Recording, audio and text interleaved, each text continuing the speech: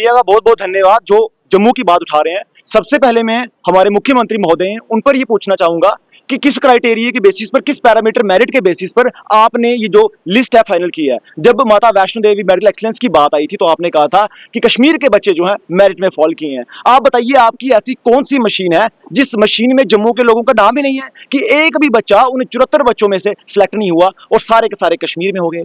और 47 के बाद की बात देखें तो आज तक जो डिस्क्रिमिनेशन की पराकाष्ठा है वो पार हो चुकी है। कभी जेके बैंक स्कैम का आ जाता है, कभी फंड इमरजेंसी का स्कैम आता है, कभी G20 समिट कश्मीर में होता है, कभी श्राइन बोर्ड में कश्मीरियों को एडमिशन दी जाती है। अब फुटबॉल एसोसिएशन की बात करें तो संतोष ट्रॉफी में भी प्रायोरिटी कश्मीर को दी गई है। तो मैं माननीय मुख्यमंत्री महोदय से पूछना चाहूंगा, आप कृपया करके बताने का कष्ट करें कि आपके पास ऐसी कौन सी मशीन है जो आपके मेरिट जो है वो बिल्कुल सिलेक्ट करती है। तो ये जो आपकी डबल स्टैंडर्ड राजनीति है ये नहीं चलेगी। और जम्मू के लोगों को भी आपने दिखा दिया कि आप सिर्फ एक संभाग की यहां पर राजनीति कर रहे हैं, एक संभाग को खुश करने का काम कर रहे हैं और जम्मू को दरकिनार करते हुए आज जम्मू के साथ डिस्क्रिमिनेशन की पराकाष्ठा पार हो चुकी है।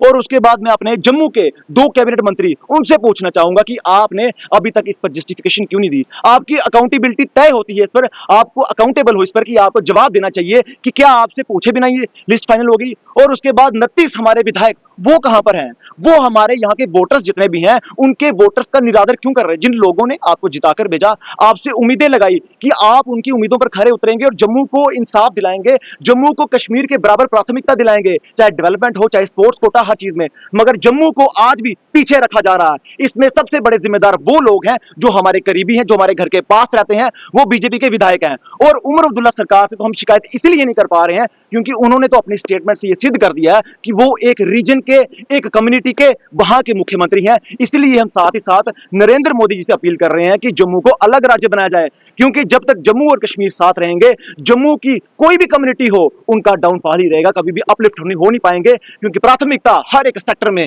कश्मीरियों को मिल रही है। चीज में जो है जस्टिस मिलेगा आपको लगा, और कितना फायदा हुआ 370 टूटने के बाद? देखिए, मैं स्पष्ट कहना चाहूंगा, मैं इसमें कोई लाग लपेट नहीं रखूंगा।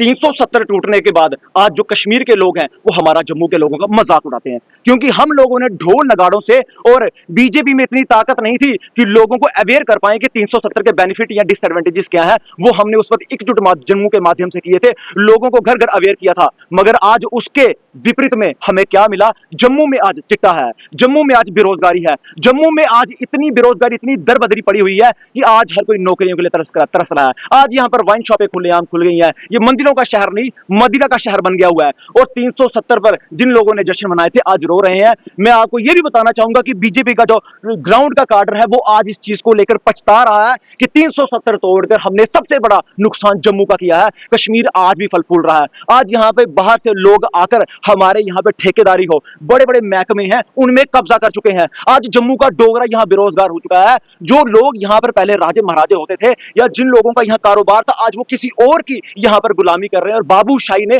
आज यहाँ जम्मू में इतनी त्रासदी मचा दी है कि लोग आज यहाँ त्राहिमाम कर रहे हैं। तो 370 का जम्मू को नुकसान हुआ है, स्पष्ट रूप में करूंगा, सिर्फ और सिर्फ नुकसान हुआ है।